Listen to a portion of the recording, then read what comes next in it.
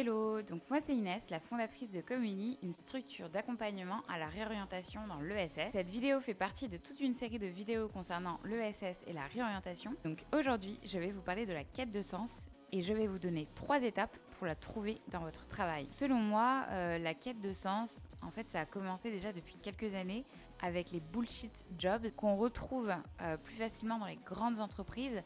Donc ce sont ces jobs qui finalement ne servent pas à grand chose, mais qui servent en fait à garder un peu le statu quo et donc à continuer d'engraisser les actionnaires.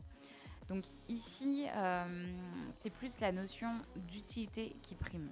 Ensuite, donc en fait, je trouve que cette notion de quête du sens a un peu explosé avec voilà donc le Covid, la crise sanitaire. Effectivement, on a quand même douillé ces 2 dernières années.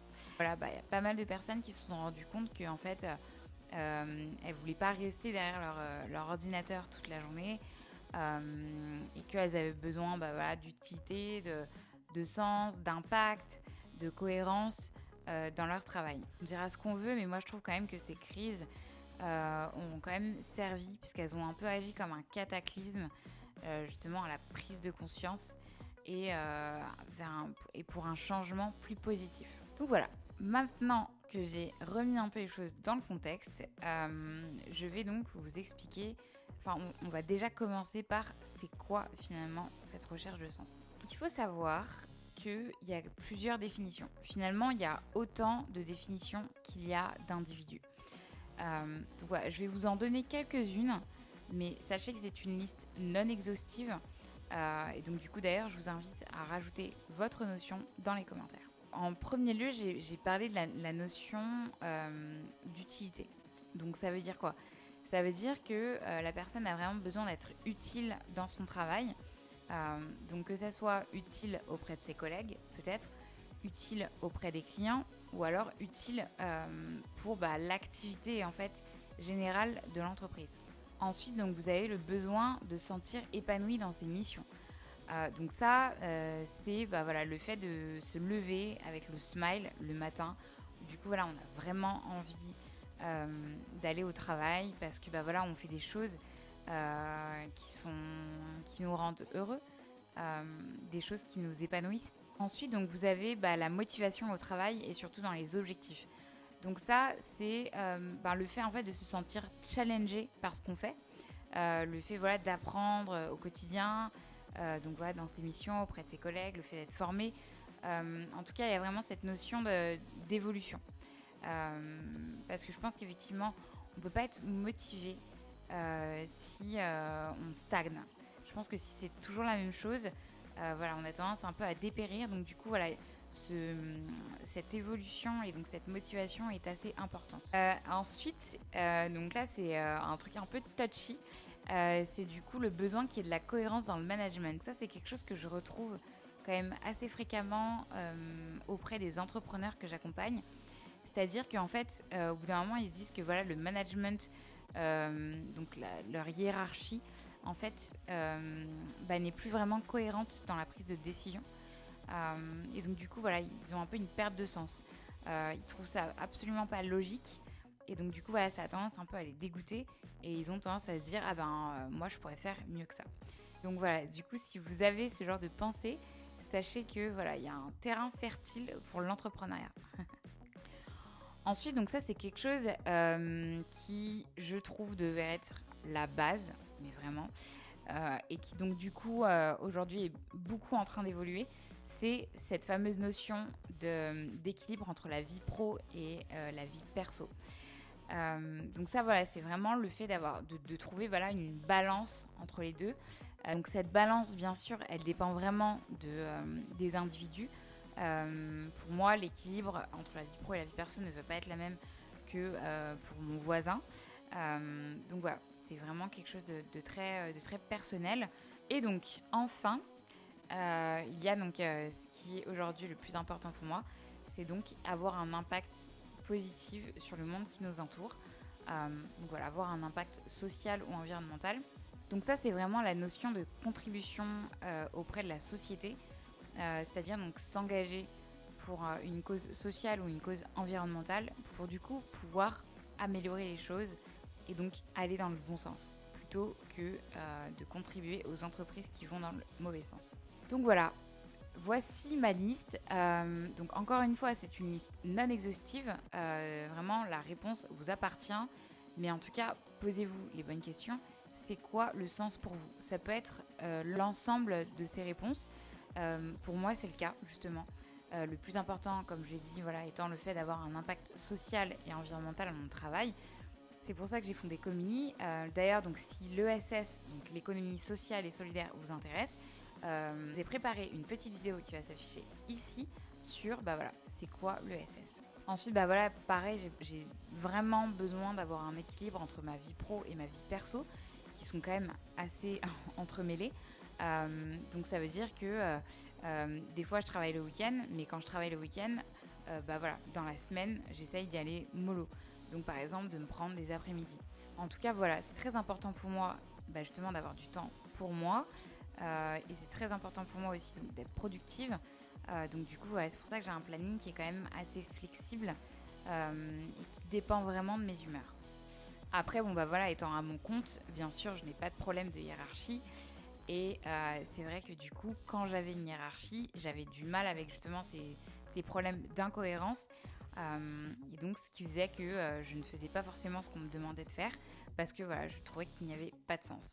Donc voilà, c'est pour ça que j'ai monté ma propre entreprise. Comme ça, au moins, il n'y a pas de problème d'incohérence. En tout cas, pas pour moi parce que c'est moi qui me donne mes propres tâches à faire. Bien sûr, j'ai vraiment ce besoin d'utilité.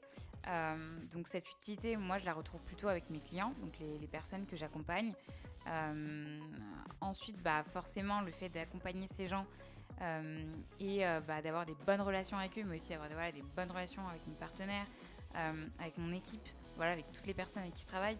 Le fait de faire des choses que je kiffe, ça fait que je me lève vraiment avec le smile tous les jours. Et si un jour ce n'est pas le cas, ça veut dire que je suis en train de faire des choses qui ne me plaisent pas vraiment. Voilà, donc c'est un bon indicateur.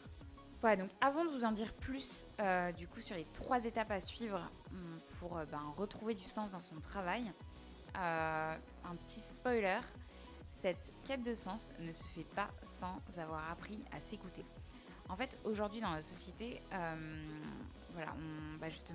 on écoute plutôt la société, ce qu'elle nous dit de faire, ce qu'on doit faire, plutôt que de s'écouter nous, vraiment ce qu'on a envie de faire, ce qu'on veut faire. Donc voilà, on a tendance à prendre un peu justement les mauvaises décisions, en tout cas à prendre des décisions qui sont basées justement sur un peu ce diktat de la société, mais aussi basées sur nos peurs. Quand on a peur, on va avoir tendance du coup à éviter cette peur et donc à prendre des décisions basées là-dessus. Donc voilà, c'est vraiment les 2 raisons pour lesquelles on va prendre des décisions qui ne sont pas vraiment alignées avec nous-mêmes. Donc c'est pour ça que je vous invite à apprendre à vous écouter et même à écouter vos peurs et à les accueillir, parce que du coup les peurs finalement ce ne sont que des informations. Donc voilà, accueillez vos peurs, apprenez à vous écouter, à écouter ce que vous voulez vraiment faire, qui vous êtes vraiment. Et c'est comme ça que vous allez réussir votre quête de sens. Donc la première étape, c'est d'identifier le mal-être. Ça, c'est vraiment la première étape en fait pour comprendre qu'est-ce qui ne va pas finalement. Donc voilà, il va falloir se recentrer un peu sur vous. Donc posez-vous la question, quelles sont un peu les pensées qui vous traversent incessamment? Est-ce que ces pensées sont négatives? Est-ce que vous avez des douleurs dans le corps? Est-ce que vous ressentez des choses pas très agréables? Alors c'est pas forcément des douleurs. Peut-être par exemple quand on ressent de l'angoisse, on a peut-être tendance à avoir un peu la gorge serrée, ou peut-être une boule au ventre. Donc essayez de repérer un peu ces signaux. Et enfin, quelles sont les émotions que vous ressentez? Est-ce qu'il y a de la peur? Est-ce qu'il y a de la colère? Est-ce qu'il y a de la frustration? Pareil, ça passe par le corps. Est-ce que par exemple, peut-être aussi vous pleurez souvent le soir avant par exemple le dimanche soir? Est-ce que vous pleurez avant de reprendre le travail le lundi matin? Est-ce que justement vous êtes angoissé, vous avez la boule au ventre? Voilà. Le but, c'est un peu de repérer tous ces signaux. Et donc, bien sûr, si certains de ces signaux vous ont parlé, c'est qu'effectivement, il y a un mal-être. Et donc, ce mal-être, il va falloir un petit peu, donc déjà, l'identifier avec toutes les questions là que je viens de vous poser, mais ensuite l'accepter, l'accueillir, c'est-à-dire se dire oui, effectivement, je ne me sens pas bien. Donc voilà, accepter le fait de ne pas se sentir bien, c'est un peu finalement la première étape. Parce que voilà, en fait, c'est pas normal de ressentir tout ça. En tout cas, moi, je pense pas que ça soit normal de ressentir toutes ces choses désagréables à cause de son travail. Une fois que la prise de conscience et l'acceptation a été faite, on peut passer à la deuxième étape, qui est un peu la phase d'introspection. Donc c'est là effectivement où on va se poser du coup le plus de questions. Et la première question à se poser, c'est donc de quoi avez-vous besoin? De quoi vous avez envie? Je vous invite à rêver grand. Quelque chose qu'on n'a pas l'habitude de faire en France, mais vraiment, faites-le. Il y a un proverbe que j'adore, c'est quand on vise la lune, au pire des cas, voilà, on tombe dans les étoiles. Donc n'ayez pas peur de viser grand. Au pire des cas, voilà, vous tomberez un petit peu plus bas, mais en tout cas, pas très loin. Voilà, pour vous aider à viser grand, je vous invite à vous poser cette question. Oui, j'arrête pas de poser des questions. Si c'était impossible d'échouer, qu'est-ce que vous feriez? Ouais, cette question, justement, elle enlève un petit peu les peurs et justement le diktat de la société. Et donc, elle permet justement d'aller droit là où vous avez toutes les réponses. Ensuite, pour vous aider, posez-vous aussi la question, voilà, qu'est-ce qui vous a apporté des moments de joie, de bonheur, de bien-être? Donc ça peut être dans votre travail, mais aussi dans votre vie personnelle ou même dans vos anciens jobs. Et voilà, une fois que vous avez donc répondu à toute cette question, donc voilà, vous pouvez commencer à prendre une direction et donc passer à la troisième étape qui est la mise en action. Donc avant de vous en dire un peu plus, attention, disclaimer, vous n'êtes pas obligé de tout quitter, c'est-à-dire de quitter votre job, de changer totalement de secteur, de rompre avec votre copain, voilà, de divorcer. Voilà. Bon, j'exagère, mais en tout cas, dites-vous que vous n'êtes pas obligé de prendre un virage à 180 degrés pour voilà, remettre du sens dans votre vie. Parfois, c'est peut-être juste 2-3 petites choses à changer dans votre job actuel. Peut-être c'est juste l'entreprise qui est à changer, peut-être que des fois c'est juste le métier, peut-être que des fois c'est juste le secteur. Voilà, vous n'êtes pas obligé de changer à la fois de métier, à la fois de secteur, à la fois de travail, tout en même et d'entreprise, pardon, tout en même temps. Voilà, peut-être que des fois c'est juste un seul de ces critères qui est à changer. Et si par contre, effectivement, vous sentez que vous avez besoin d'un grand changement, surtout ne démissionnez pas. Alors, vous avez sûrement déjà entendu, on vous a sûrement déjà dit ne démissionnez pas d'un CDI. Alors, bien sûr, on s'entend. Mais ce que je veux vous dire, c'est penser à la rupture conventionnelle ou alors à l'abandon de poste. Pourquoi? Parce qu'il est très important que vous ayez un chômage pour justement passer à cette troisième étape d'action.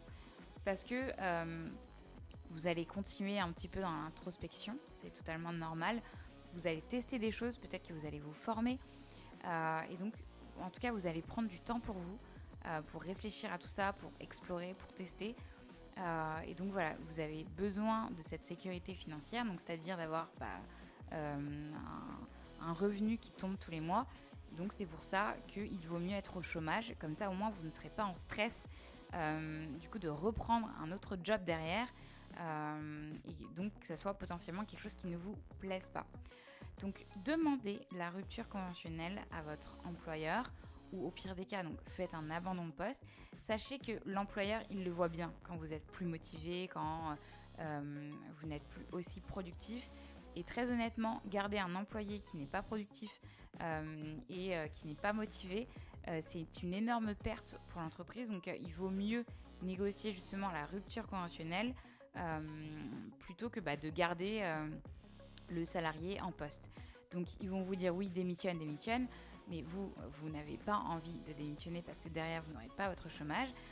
Donc ça veut dire quoi? Ça veut dire que eux, ils vont devoir vous garder pendant encore des mois où vous allez être démotivé, vous n'allez pas faire grand chose vous allez amener une mauvaise ambiance.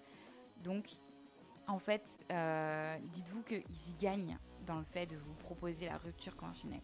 Et si vraiment, ça arrive encore malheureusement, si vraiment la rupture conventionnelle ne fait pas partie des mœurs de l'entreprise, eh bien, vous pouvez négocier avec votre employeur de faire un abandon de poste.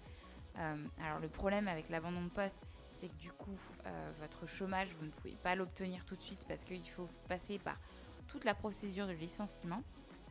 Donc voilà, prévoyez peut-être 2 mois de salaire devant vous au cas où. Mais en tout cas, voilà, vous serez licencié donc pour faute grave. Et il n'y a aucune gravité d'ailleurs là-dedans, je vous le dis. Et donc voilà, derrière, vous pourrez toucher les indemnités chômage, bien sûr. Donc voilà, sachez. Bien sûr, faites-vous accompagner. Donc, pourquoi vous faire accompagner ? Déjà parce que vous aurez quelqu'un qui va pouvoir vous guider justement sur toute cette partie rupture conventionnelle ou abandon de poste. En plus de ça, vous aurez une personne justement pour un peu vous guider dans vos démarches, parce que malheureusement quand on fait sa reconversion seul, on a tendance un peu à s'éparpiller. Donc là au moins vous aurez un peu des deadlines, vous aurez une structure, en fait vous aurez des comptes à rendre qui feront que voilà, vous serez structuré du coup dans vos démarches. Vous allez aussi gagner du temps parce que au lieu de tester plein de choses différentes, vous aurez quelqu'un qui va pouvoir justement vous accompagner en fait dans les actions à mettre en place. Et bien sûr, vous ne serez pas seul. Donc voilà, le fait d'avoir quelqu'un qui vous accompagne, c'est quand même un énorme soutien émotionnel. Du coup, voilà, dans toutes ces étapes. Et donc sachez que chez Comuni, justement, nous proposons donc un bilan de compétences qui est spécialisé en ESS, justement pour vous accompagner dans votre réorientation. Donc ce bilan de compétences dure 3 mois et il est finançable par le CPF ou alors bien sûr par vos propres moyens avec un paiement en 3 ou 4 fois sans frais. Et si, comme moi, vous avez envie donc, de créer votre propre structure, nous avons aussi un programme qui est spécialisé donc, pour les entreprises à impact, pareil, qui dure 3 mois, finançable CPF ou par vos propres moyens en 3 ou 4 fois sans frais. Et si vous êtes perdu et que bien sûr vous avez besoin d'y voir un peu clair sur toutes ces démarches, n'hésitez pas à prendre rendez-vous avec moi sur le site de Comini. Voilà, ça vous aidera à y voir un peu plus clair et peut-être aussi à voir si les programmes que nous vous proposons peuvent vous correspondre. Voilà, j'espère que cette vidéo vous a plu. N'hésitez pas à mettre un petit like. N'hésitez pas aussi à commenter, à nous dire si vous avez appris des choses ou à rajouter des choses que je n'aurais peut-être pas dites. N'hésitez pas aussi à le partager à vos amis et enfin, abonnez-vous. Voilà, je vous dis à bientôt pour une prochaine vidéo.